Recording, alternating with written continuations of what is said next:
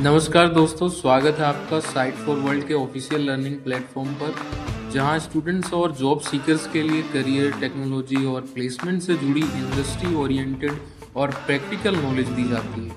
अगर आप अपनी स्किल्स को नेक्स्ट लेवल तक ले जाना चाहते हैं तो आप बिल्कुल सही जगह पर आए हो। चलिए शुरू करते हैं आज का इम्पोर्टेंट सेशन। नमस्ते स्टूडेंट्स। आज का टॉपिक है एपीआई ऑटोमेशन टेस्टिंग। हम जो भी एप्स यूज करते हैं उनके पीछे एक इनविजिबल इंजन होता है, एपीआई। लेकिन सोचो, क्या हो अगर ये इंजन बार बार फेल होने लगे? रेडी हो? फोकस मोड ऑन है ना? चलिए आज हम समझेंगे कि API automation testing in apps को भरोसेमंद कैसे बनाता है। सबसे पहले आइए उस आम परेशानी को समझें जिसका सामना डेवलपर्स लगभग हर रोज करते हैं। मैनुअल टेस्टिंग की दुनिया में यार ये फिर से काम क्यों नहीं कर रहा? ये एक बहुत ही कॉमन सवाल है। आप रिलेट कर पा रहे हो? रेडिट पर एक डेवलपर ने अपनी फ्रस्ट्रेशन को बिल्कुल साफ शब्दों में बताया। उन्होंने लिखा, प्रॉब्लम ये है कि एपीआई रिस्पॉन्सेज कंसिस्टेंट ही नहीं है। कभी मुझे 3 सेक्शंस मिलते हैं, कभी सिर्फ 1 तो कभी 2। ये जो इनकंसिस्टेंसी है ना, यही पूरे डेवलपमेंट प्रोसेस को स्लो कर देती है। समझ आ रहा है प्रॉब्लम? और ये सिर्फ एक एहसास नहीं है, इसके पीछे सॉलिड डेटा है। ऑटोकेटे की एक रिपोर्ट के मुताबिक 35% ऑर्गेनाइजेशंस मानती हैं कि मैनुअल टेस्टिंग उनके टेस्ट साइकिल में सबसे ज्यादा टाइम कंज्यूमिंग एक्टिविटी है। सोचो, इसका मतलब है कि डेवलपर्स का कीमती वक्त सिर्फ एक ही चीज को बार बार मैन्युअली चेक करने में जा रहा है, जिससे प्रोडक्ट लॉन्च में भी देरी हो सकती है। और जब चीजें गलत होती हैं तो डेवलपर्स को अक्सर स्क्रीन पर ये कॉमन एरर कोड्स दिखते हैं, 400 बैड रिक्वेस्ट, 404 नॉट फाउंड या 500 इंटरनल सर्वर एरर। ये सब प्रॉब्लम्स के सिम्टम्स हैं जिनके असली कारण को ढूंढना वो एक बहुत ही मुश्किल काम बन जाता है। तो इस सारी फ्रस्ट्रेशन और टाइम वेस्ट का सोल्यूशन क्या है? सिर्फ एक शब्द, ऑटोमेशन। ये वो बेहतर तरीका है जो एपीआईज को रिलायबल और स्ट्रॉन्ग बनाता है। रेडी हो आगे बढ़ने के लिए? तो आखिर ये एपीआई ऑटोमेशन टेस्टिंग है क्या? आसान भाषा में समझें तो ये ऑटोमेशन टूल्स और स्क्रिप्ट्स का यूज करके एपीआई को टेस्ट करने का तरीका है। इसका मेन फोकस एप्लीकेशन के बिजनेस लॉजिक पर होता है, ताकि फंक्शनैलिटी, परफॉर्मेंस और सिक्योरिटी को आसानी से चेक किया जा सके। सिंपल है ना? अच्छा, इसके फायदे क्या हैं? क्यों करें हम ऑटोमेशन? देखो, इसके 4 सबसे बड़े फायदे हैं। पहला, कंसिस्टेंसी। टेस्ट्स हर बार एक ही तरह से चलते हैं तो वो इनकंसिस्टेंट रिस्पॉन्स वाली प्रॉब्लम ही खत्म। दूसरा, स्पीड। जो काम मैन्युअली घंटों में होता था अब मिनट्स में हो जाता है।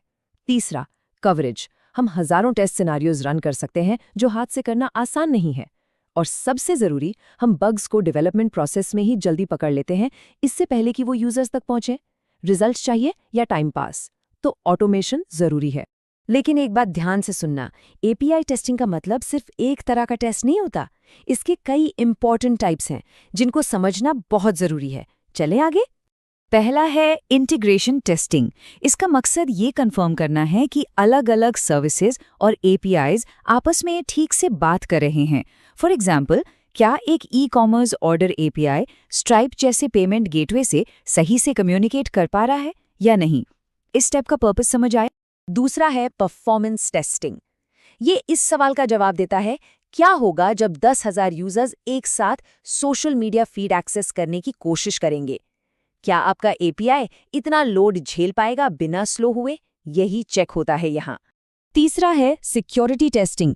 ये एपीआईज को एसक्यूएल इंजेक्शन जैसे खतरों से बचाता है, ताकि कोई हैकर इसका गलत फायदा न उठा सके। इससे सिक्योरिटी फ्लॉज को रिलीज से पहले ही ढूंढकर फिक्स किया जाता है। सिर्फ देख रहे हो या समझ भी रहे हो, ये बहुत क्रिटिकल है। और चौथा है लोड टेस्टिंग।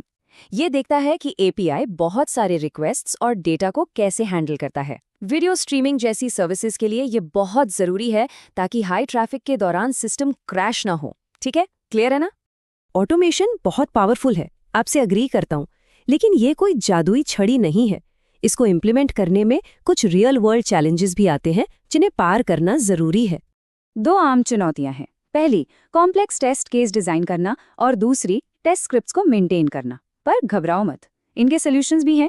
कॉम्प्लेक्सिटी से डील करने के लिए एपीआई को छोटे मैनेजेबल हिस्सों में बांटकर टेस्ट करो, और मेंटेनेंस को आसान बनाने के लिए गिट जैसे वर्जन कंट्रोल और CI/CD टूल्स का यूज करो। सिंपल। तो इन सब चीजों को आखिर प्रैक्टिस में कैसे लाएं? आइए देखते हैं एक बिल्कुल साफ और एक्शनेबल 7 स्टेप सक्सेस ब्लूप्रिंट। आप रेडी हो? फोकस बना हुआ है? चलो। पहले 3 स्टेप्स एक मजबूत फाउंडेशन तैयार करते हैं। Step 1, clear test objectives define करें। मतलब शुरू करने से पहले ही आपको पता होना चाहिए कि आप अचीव क्या करना चाहते हो। स्टेप 2, प्रोजेक्ट की जरूरत के हिसाब से सही टूल्स चुनें, जैसे पोस्टमैन या जेमीटर।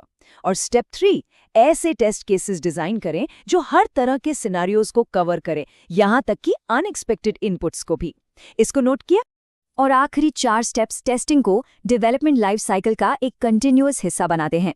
स्टेप 4, कंटिन्यूअस इंटीग्रेशन इंप्लीमेंट करें, जिससे हर कोड चेंज के साथ टेस्ट्स ऑटोमेटिकली रन हों।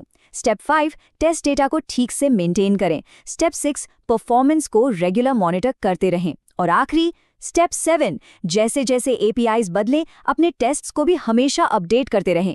प्रैक्टिस के बिना आगे बढ़ना सही है? बिल्कुल नहीं। तो इस सेशन को खत्म करने के लिए मैं इस सवाल पर आपको छोड़ना चाहती हूँ। एक ऐसी दुनिया में जो पूरी तरह एपीआईज पर टिकी हुई है, क्या उन्हें बिना टेस्ट किए छोड़ देना अपने घर के दरवाजे खुले छोड़ने जैसा नहीं है? ये सिर्फ एक टेक्निकल काम नहीं, बल्कि मॉडर्न सिक्योरिटी और रिलायबिलिटी का एक अनिवार्य हिस्सा है।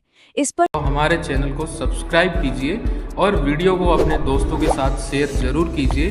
कमेंट सेक्शन में अपना डाउट या नेक्स्ट टॉपिक लिखना मत भूलिएगा।